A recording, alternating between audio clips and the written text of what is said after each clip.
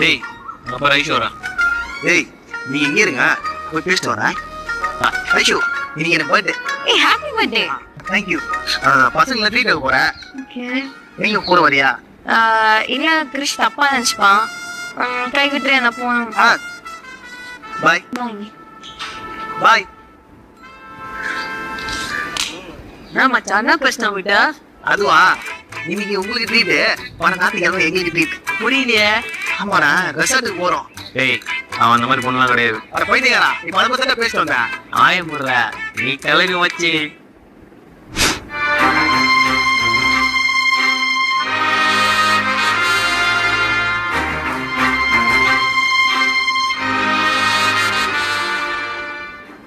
ஏய் எதுக்கு போட்டாலும் இப்படி அடிச்சிட்டு இருக்கேன்?